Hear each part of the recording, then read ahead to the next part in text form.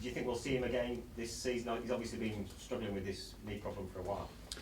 Well, if we're going to be truly honest about it, he hasn't. Since the last operation, he came back and we thought everything was okay, but it was pretty evident after a couple of weeks that there was still bothering him, troubling him. And that come to a head really where, you know, the basics of last week where he couldn't really train again, and I think it was, well, if you can't train day in and day out and try and play in the Premier League, the one thing you will do is get found out. And, you know, for how brave he is and how tough he is, really, there's only him probably could have carried on the way he's been carrying on. But, you know, I think last week was the end of it really, where he said, listen, I need to go and have it looked at, and the only way of doing that really was to go in and operate, and that's what they've done. So we hope, knowing Yella, he'll do his best to try and play a part, but if we're going to be realistic, then, you know, we think at least it's going to be at least 6 weeks, which, you know, could force him out for the rest of the season. But knowing Jelavic the way I do, then he'll give it every shot that he can be back. You played bottom of the table last week, top of the table this week. So how does the approach vary? Well, I think the beauty of the Barclays Premier League is you play against the top or the bottom. They're both difficult games, and there's going to be no more difficult when you play the top teams, of course. And when you play a team of Chelsea, then, you know, they are the ones that everybody's trying to beat, not just us, because they are top of the pile, and they look racing certainties. You can't see them. You know, what are the 5 points clear with a game in hand? You can't see them blowing that situation, not with 8-9 games. They've only lost 2 all season. So it's going to be a hell of a turnaround. But, you know, we need a result ourselves. We need to pick up a few points, and we've got some tough games ahead, no tougher than this one. The fact they're out of the Champions League, do you think that will focus them even more on getting the Premier League done quickly? Well, I think when you listened to Jose last week, he focused his attention straight away back to the Premier League, you know, and you know, they were so close to going through. To go out on the away goals rule is, I'm sure, disappointing for them. The one thing it has done is refocus them, because they haven't got that distraction now. So they've already got one cup in the bag, and as I've said, they look near uncertainties to go and win the league because of the way they are. So a big difficult game, but one where everybody enjoys. You enjoy pitting yourself against the big teams, and it's a classic Premier League one, isn't it? You know, the mighty Chelsea are coming to us, so it's a good fixture. What do you make of the situation with Tom Ince? The fact that he's decided to make himself. Well, I had a quick word with his father. At Derby the other night, and really and truly, it's been their decision, you know, and whatever decision they take, then we'll back. Of course we will. I mean, I haven't really spoken to Tom himself about it. As I said, I spoke fleetingly with his father at the ground the other night. I'll have to go and speak with Tom to see what his idea are. He's had a long, tough season playing at various clubs, so I'll have to have a chat with him before I report back to you. After the game last week, one of the talking points was Alex's yellow card. Players surrounding the referee. Greg Dyke has given his letter to clubs. How's that being communicated to the players, and what do you make of the situation, because it seems to be getting worse? Well, I think none of us want to see it, that's for certain. And I didn't really think. I think all of my players were the injustice of the referee, and they were trying to protect Alex. You know, I've got the hugest respect for Mahrez. I've got huge respect for Mahrez, and I think it was him anyway, the challenge, because he's a very, very good player.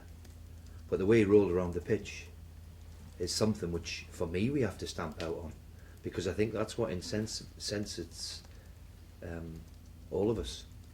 And the frustration was that he was blatantly trying to get somebody sent off, you know. And when you are injured, you don't roll around like that, because you can't.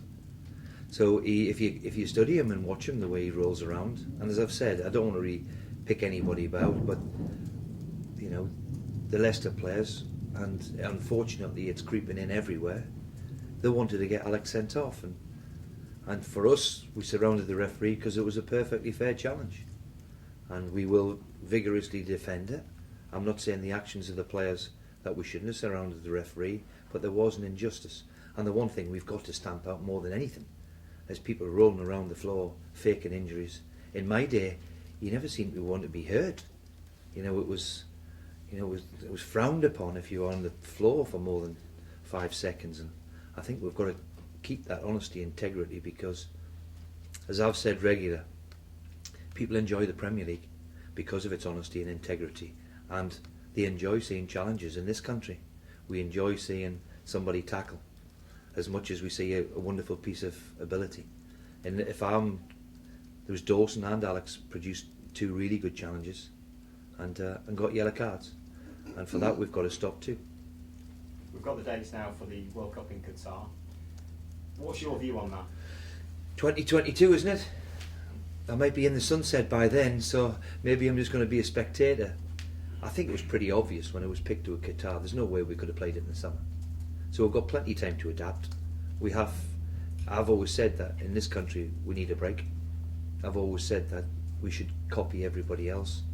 It's, when you see other teams come back and there's a freshness about them after they've had a winter break. I'm all a big believer of that. So we've got plenty of time to put our schedule in. Once FIFA picked Qatar, for me there was only one option to have, and that was to play it in winter.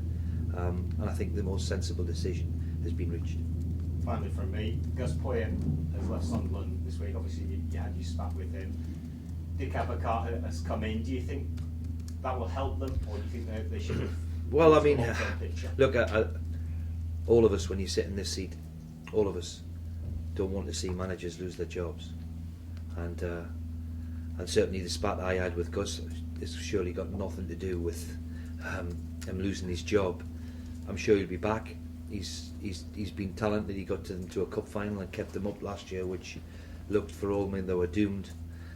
New manager comes in, and we wish Gus well, because as I said, he's a good football person, and I'm wishing him the best of luck. Steve, is there a points target you're looking at, a number of wins from the remaining games to keep you safe? Well, I've always said 10 wins is usually enough. I've said from day one 10 wins is usually enough. But looking at the table, I'm not going to be far short of that. It might be 9, it might even be 8. But wherever it is, whatever target you need, thankfully over the last couple of months we've picked up, over the last 6 games we've picked up 8 points, which has been 9 points, which has been terrific for us. It's got us out the bottom 3 and give us a bit of daylight. Over the next 9 games, can we repeat that? If we repeat that, then it's going to be very difficult for teams below us to match that. Steve, when you look at your running compared to the other clubs down near the bottom, does it give you more cause for concern? Well, we can't deny the situation that it's a tough running. But, as I said just there before, Sunderland won at Manchester City and won at Old Trafford last year and getting out of trouble. We have to get 2-3 results, and we've got 9 games to do it. So we're capable. We've been to the Emirates, we've been to Anfield, we've been to the Etihad and got a result. Nobody fancied us then. And as I've said at the top of the interview here, that whether you're playing Leicester or Chelsea, it's the Barclays Premier League, and they're all difficult, no matter who you play. So yes, it could have been a bit kinder to us. We're not going to deny that, but we've still got the ability to go and do what we have to do to make sure we stay in this league. And just a quick one, because we're not going to get the chance to speak to you next week. North Ferriby going to Wembley next weekend. Fantastic opportunity for them. Well, it's a fantastic opportunity for them, and how delighted we are for them. We've got a close association with the involvement with the Allam family, with North Ferriby. I spoke to Billy, the manager, a few times. It's the first one we chalk in. Every year we play them in pre-season. From all of us here, we wish them the best of luck. It's a wonderful achievement.